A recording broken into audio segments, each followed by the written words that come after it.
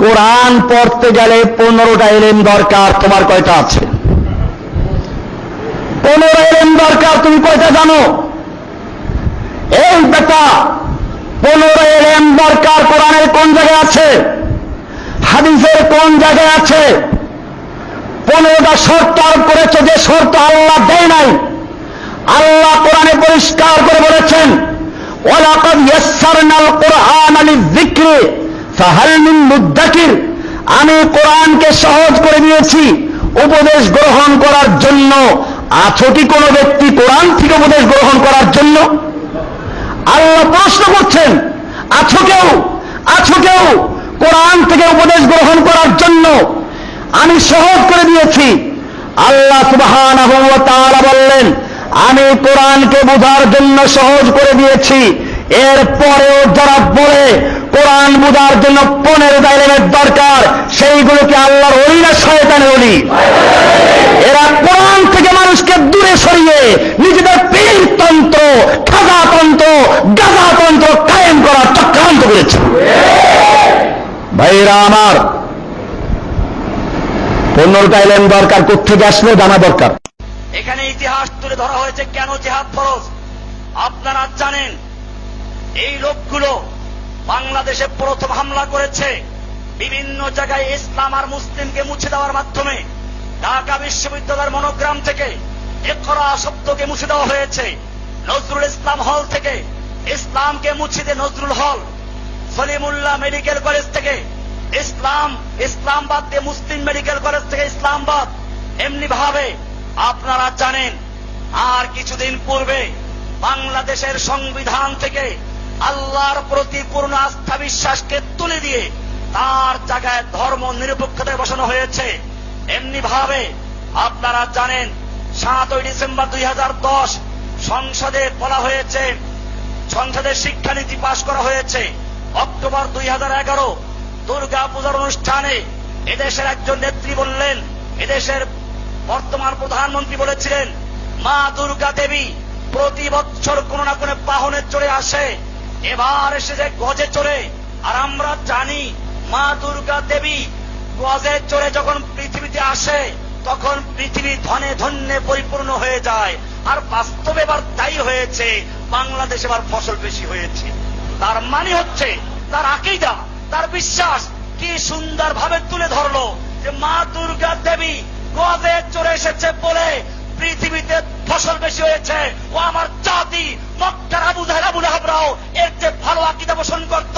কোরআন পরিষ্কার বলেছে, ওয়ালা ইনসালতাহুম মান নাযালা মিনাস সামাই মান ফাহিয়া বিহিল আরদা মিন বাদি মাউতিহা লা ইয়াকুলুন্নাল্লাহ। তুমি যদি ওই মক্কার কাফেরদেরকে, আবু জাহেল আবু লাহাবদেরকে জিজ্ঞেস করো, মান নাযালা মিনাস সামাই মান, কে আসমান থেকে পানি বর্ষণ করে, ফাহিয়া বিহিল আরদা মিন বাদি মাউতিহা, অতঃপর সেই পানির মাধ্যমে মৃত্যু জমিনকে, শুকিয়ে চৌচির হয়ে যাওয়া জমিনকে আবার তরুতাজা ফসল উৎপন্ন করার যোগ্যতা দান করেন কে? কে ফসল উৎপন্ন করে? আল্লাহ বলতেন, মক্কার আবু জাহেল, আবু লাহাব, উতবা, শাইবা, মক্কার কাফেররা পর্যন্ত বলবে লা ইয়াকুলুন্নাল্লাহ। এগুলো সব করেন কে? আল্লাহ। তাহলে বোঝা গেল, মক্কার আবু জাহেল আবু লাহাবদের যে আকীদা ছিল, তার জঘন্য আকীদা এখানে প্রকাশ করা হয়েছে।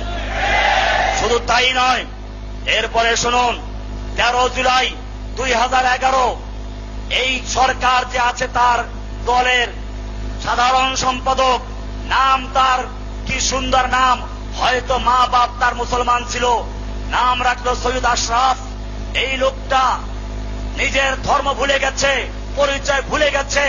এরপরে স্বঘোষিত নাস্তিক হিসেবে ঘোষণা করেছে, আমি হিন্দুও নই, মুসলমানও নই। ভাইয়েরা আমার, এরপরে আর একজন সংসদ উপনেতা, একটা নারী, শাহজাদা চৌধুরী, সংবিধান থেকে ধর্মের কালো ছায়াটুকু মুছে ফেলা হবে, এই বক্তব্য সে দিয়েছে। এরপরে 2009 সালে তৎকালীন রাষ্ট্রপতি জিল্লুর রহমানের বক্তব্য, সব ধরনের ফাতুয়া নিষিদ্ধ করা হবে। এরপরে শুনুন, 2009 সালের পাক মন্ত্রী আব্দুল লতিফ সিদ্দিকীর বক্তব্য, ধর্ম তামাক ও মদের মতো একটি নেশা। এরপরে ওই একই বছর রাশেদ খান মেনন বলেছিল, ব্যাঙ্গের ছাতার মতো কওমি মাদ্রাসাগুলো গজিয়ে উঠেছে।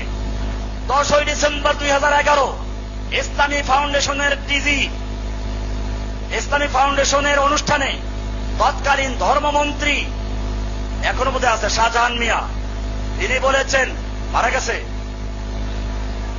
রাসূলুল্লাহ সাল্লাল্লাহু আলাইহি ওয়াসাল্লাম মসজিদের অর্ধেক জায়গা হিন্দুদের জন্য খালি করে দিয়েছিলেন। নাস্তিকতার একটা সীমানা আছে। এটা কোত্থেকে বলছে? আসলে তাদের সঙ্গে যে আলেমরা আছে, এই লোকগুলো কোরআন হাদিস জানে না। ওটা একটা হাদিসে আছে, নাসরায়ে নাজরান এলাকার কিছু লোক আসলো, তারা ছিল আলেম, উফুদ। আল্লাহর নবীর এই মসজিদে নববী ছিল রাষ্ট্রীয় মেহমানখানাও। এটা পরিষ্কার, এটার দ্বারা বোঝা উচিত এই মসজিদ শুধুমাত্র পাঁচ ওয়াক্ত নামাজের জন্য না। মসজিদের মেহরাব মানে অস্ত্রাগার, হরবুন মানে যুদ্ধ, মেহরাব মানে অস্ত্র রাখার জায়গা। বোঝা গেল সাহাবায়ে কেরাম এই মসজিদে অস্ত্র নিয়ে আসতেন, সামনে রাখতেন, বিদায় জায়গার নাম হচ্ছে মেহরাব।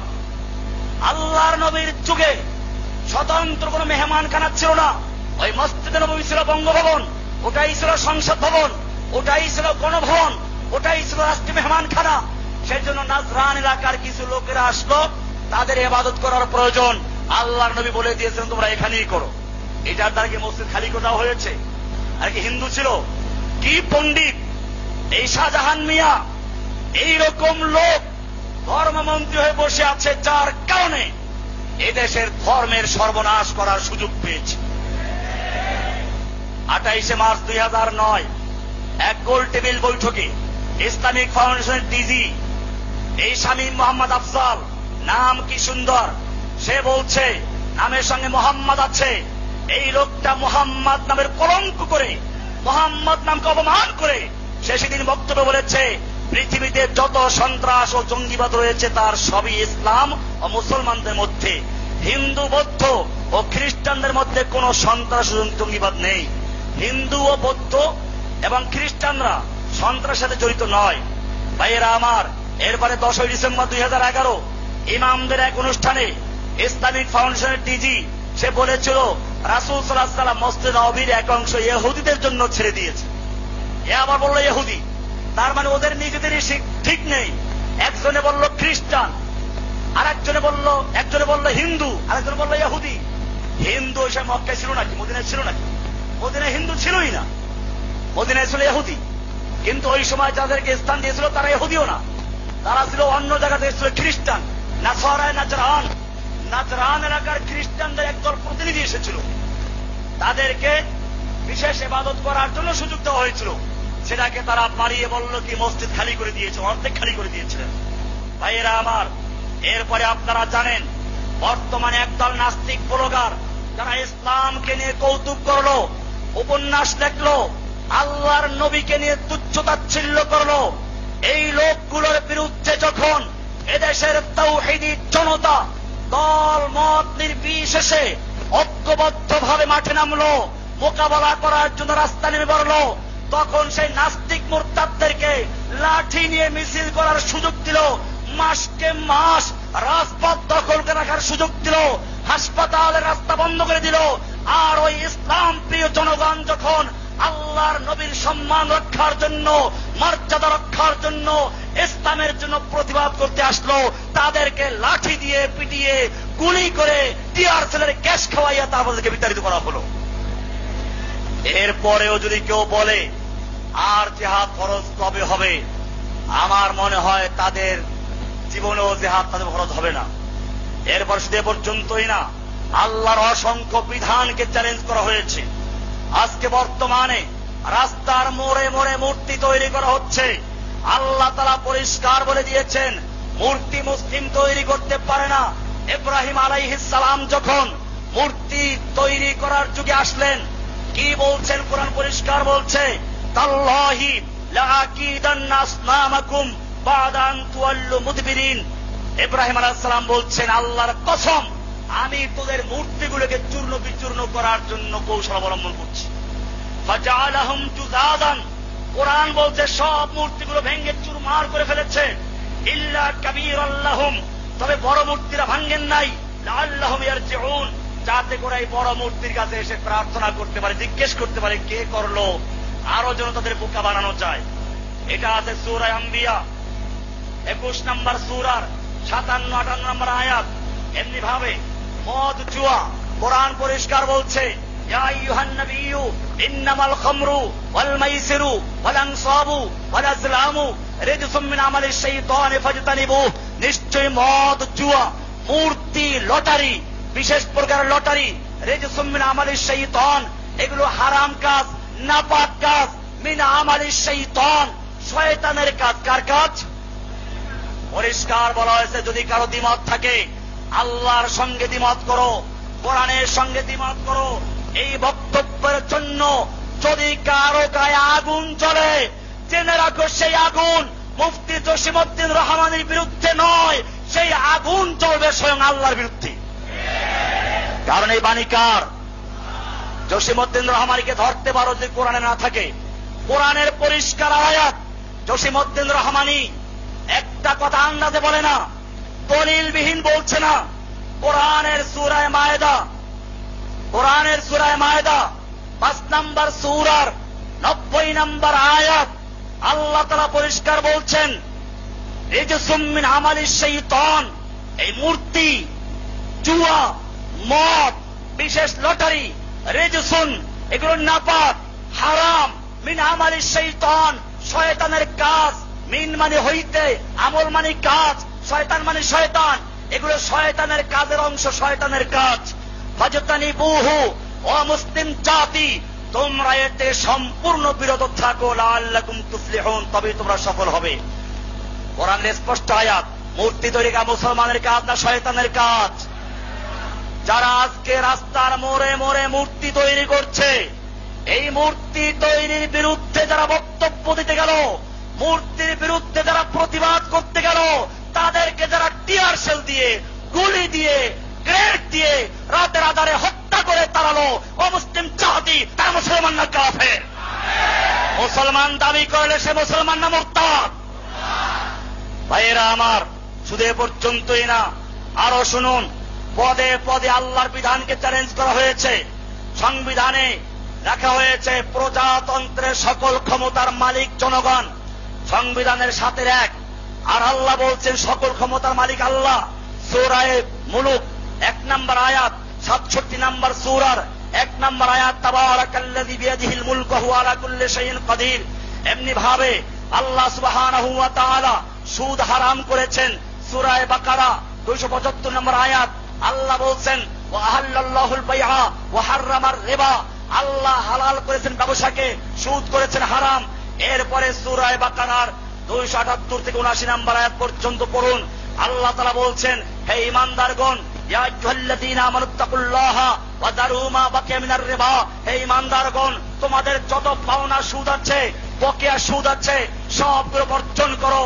ওয়াত্তাকুল্লাহা ওয়া দারু মা বাকিয়া মিনার রিবা ইন কুনতুম মুমিনিন, যদি মুমিন হয়ে থাকো। এরপরে বলছেন, ফাইল লাম তাফআলু, যদি তোমরা আল্লাহর বিধান জানা সত্ত্বেও, আল্লাহর বিধান জানার পরেও সুদ বর্জন করতে না পারো, আল্লাহ তাআলা বলছেন, ফাযানু বিহারবিম মিনাল্লাহি ওয়া রাসূলিহি, তাহলে তোমরা আল্লাহ এবং আল্লাহর রাসূলের সঙ্গে যুদ্ধের এলান করে দাও। কার সঙ্গে যুদ্ধ? আমার জাতি আল্লাহর এই হারামকৃত সুদকে হালাল করে দেওয়ার জন্য ব্যাংকের লাইসেন্স দিয়ে বৈধ করে দিয়েছে। সোনালী ব্যাংক, রূপালী ব্যাংক, পূবালী ব্যাংক, জনতা ব্যাংক, এরকম আরো যতগুলো ব্যাংক আছে, সব ব্যাংকগুলোতে সুদকে লাইসেন্স দিয়ে বৈধ করে দিয়েছে। এরকম যারা সুদকে লাইসেন্স দিয়ে বৈধ করে হালাল করে দিল, তারা আল্লাহর ঘোষণা অনুযায়ী আল্লাহর সঙ্গে যুদ্ধে লিপ্ত আছে। কার সঙ্গে যুদ্ধে লিপ্ত? এমনি ভাবে হেফাজতের একটা দাবি ছিল, পর্দার করার কথা, পর্দার বিধানের কথা বলা হয়েছিল। আপনারা জানেন এই পর্দার বিধান হেফাজতের দেওয়া না, পর্দার বিধান দিয়েছেন আল্লাহ। পবিত্র কোরআনে পরিষ্কার বলা হয়েছে, সূরা আহজাব 33 নম্বর সূরার 33 নম্বর আয়াত আল্লাহ বলছেন, ওয়াকারনা ফি বুয়ুতিকুন্না ওয়ালা তাবাররাজনা তাবাররুজাল জাহিলিয়াতিল উলা। এ মেয়ে লোকেরা, তোমরা তোমাদের ঘরে অবস্থান করবে, খবরদার তোমরা প্রাক জাহিলি যুগের নারীদের মতো অশ্লীল এবং বেহায়া, এবং তোমরা বেহায়া নারীদের মতো সৌন্দর্য প্রদর্শন করবে না। বোঝা গেল মেয়ে লোকদেরকে এমনি পর্দা সহকারে প্রয়োজনে রাস্তায় বের হওয়া নিষেধ না, চাকরি করা নিষেধ না, কিন্তু সহ অবস্থান করা, বেগানা পুরুষের সঙ্গে মিশে যাওয়া, এটা নিষেধ করা হয়েছে। কোরআন আরো স্পষ্ট করে বলেছে, সূরা আহজাব 33 নম্বর সূরার 59 নম্বর আয়াত আল্লাহ বলছেন, ইয়া আইয়ুহান নাবিয়্যু কুল লিআজওয়াজিকা ওয়া বানাতিকা ওয়া নিসাইল মুমিনিন, হে নবী আপনি আপনার স্ত্রীদেরকে এবং সমস্ত আপনার স্ত্রীদেরকে, আপনার মেয়েদেরকে, ওয়া নিসাইল মুমিনিন এবং সমস্ত মুমিনদের মেয়েদেরকে বলুন, ইউদিনিনা আলাইহিন্না মিন জালাবিবিহিন্না, যেন তারা নিজের উপরে জিলবাব ঝুলিয়ে দেয়, পর্দা ঝুলিয়ে দেয়। জালাবিবিহিন্না যালিকা আদনা আন ইউরাফনা, এই পর্দা করলে কি লাভ? আল্লাহ বলছেন পর্দা করলে চেনা যাবে এরা শরীফ নারী, ভদ্র নারী, এরা সম্ভ্রান্ত নারী, এদেরকে উত্তপ্ত করবে না। আদনা আন ইউরাফনা ফালা ইউযাইনা, তাদেরকে কেউ উত্তপ্ত করবে না, তাদেরকে কষ্ট দিবে না, এসিড মারবে না, ধর্ষণ করবে না, ইফতিজিং করবে না। এই বিধানটা কার? সূরা আহজাব 33 নম্বর সূরার 59 নম্বর আয়াত। সুতরাং যারা আল্লাহর দেওয়া পর্দার বিধানকে চ্যালেঞ্জ করলো, আইন তৈরি করে দিল, পর্দার জন্য কাউকে বাধ্য করা যাবে না, তারা সরাসরি আল্লাহর আইনের বিরুদ্ধে অবস্থান নিয়েছে, ঠিক কিনা? আল্লাহর কোন আইনকে আমল করতে না পারা এক কথা। আপনি রোজা রাখলেন না, ফরজ মানেন। আপনি হজ করেন নাই, ফরজ মানেন। আপনাকে ইসলাম কাফের বলে না। কিন্তু যদি কোনো ব্যক্তি ইসলামের কোন বিধানকে অস্বীকার করে, তুচ্ছ-তাচ্ছিল্য করে, ইসলামের কোন বিধানকে চ্যালেঞ্জ করে, সর্বসম্মতি ক্রমে সে কাফের হয়ে যায়। আল্লাহ সুবহানাহু ওয়া তাআলা এই মানুষের অধিকার রক্ষার জন্য এই পৃথিবীতে যদি কেউ অশান্তি সৃষ্টি করে, ক্যান্সার আকারে যদি কেউ ধরা পড়ে, আল্লাহ সুবহানাহু ওয়া তাআলা ওই ক্যান্সারের চিকিৎসার জন্য আর মানুষের অধিকার রক্ষার জন্য, সাধারণ মানুষের অধিকার রক্ষার জন্য, মজলুম মানুষের সাহায্য করার জন্য, মজলুম নির্যাতিত নিপীড়িত মানুষের রক্ষার জন্য ইসলাম যে বিধান দিয়েছে, সেই বিধান, সেই অপারেশনের নাম হচ্ছে জিহাদ। এই জিহাদের বিরুদ্ধে কথা বলে কারা?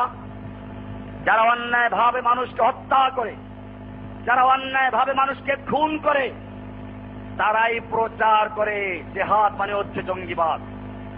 আপনারা জানেন ফিলিস্তিনে যারা অন্যায় ভাবে মানুষকে খুন করছে, কাশ্মীরে যারা মানুষকে অন্যায় ভাবে পাখির মতো গুলি করছে, ইরাকে যারা লক্ষ লক্ষ মানুষকে হত্যা করলো, আফগানিস্তানে যুগ যুগ ধরে মানুষকে হত্যা করছে, এই লোকগুলো বামিয়ানের যখন মূর্তি ভাঙ্গা হলো, সারা দুনিয়ার মিডিয়ায় তোলপাড় হয়ে গেল, মানবাধিকার লঙ্ঘন হয়েছে।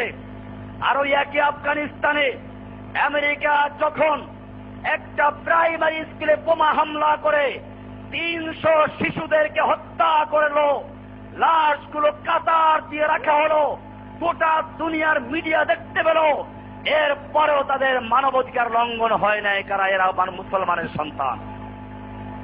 ভাইয়েরা আমার, এদেশে আমরা দেখি যখন কোন একটা সাধারণ মানুষকে অন্যায় ভাবে খুন করা হয়, তার প্রতিবাদ করা হয়, এটা ভালো কথা, আমরাও করি, এটাই উচিত।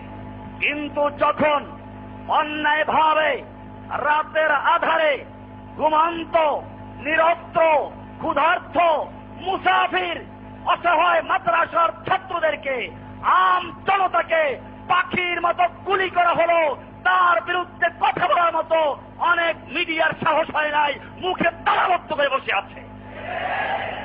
ভাইয়েরা আমার, এতে মানবাধিকার লঙ্ঘন হয় নাই, কারণ এরা হচ্ছে মুসলমান। এজন্য মনে রাখবেন, মুসলিমদের উপরে বর্তমানে জিহাদ ফরজুল আইন হয়েছে। জিহাদ আল্লাহ ফরজ করেছেন। এই জিহাদ স্বাভাবিক অবস্থায় ফরজে কিফায়া। ফরজে কিফায়া মানে হচ্ছে সালামের জবাব দেওয়া ফরজে কিফায়া। একসাথে অনেকগুলো লোক থাকলে একজনে উত্তর দিলে চলে। জানাজার নামাজ ফরজে কিফায়া। এরকম ভাবে এবারে জনগণ ভোট দেয়, ক্ষমতা মালিক ভোট এতগুলো ক্ষমতার কারণে এত আলোচনা করে না, তাহলে মারামারি করবে। এই জন্য ক্ষমতা হস্তান্তর করতে হয়। এই জনগণ তো আল্লাহ আসলে ছিল, সেইখান থেকে নির্বাচন সব ভোট দেয়। ভোটের ক্ষমতা হস্তান্তর করলো কয়েকজন লোকের হাতে। এবারে ভোটের ক্ষমতা হস্তান্তর করলো, ক্ষমতা পেয়ে গেল কয়েকজন লোকে। কয়েকজন লোক? 340 জন মহিলা সহ। এই 340-45 জন লোকের ক্ষমতা মালিক হয়ে গেল। এখন আর জনগণ ক্ষমতা মালিক নাই। নির্বাচনের পরে জনগণ পিটায়, জনগণকে পিটায় না, পুলিশ তো পিটায় না। এই জনগণ এতদিন ছিল ক্ষমতা মালিক, এবারে ক্ষমতা চলে গেছে যেহেতু সংসদে, এখন জনগণকে পিটাইলে কোনো সুবিধা নাই। পুলিশকে সুস্থ মতো পিটাও, রাস্তায় কুত্তার মতো পিটায় না, আমি দেখেছি। একেবারে কুকুরের মতো পিঠায়। কুকুরের যে একটা সম্মান আছে, এরা কুকুরের চেয়ে মারত। একদিকে শেল মারে, আর গরম পানি মারে, কি কাহিনী এটা তো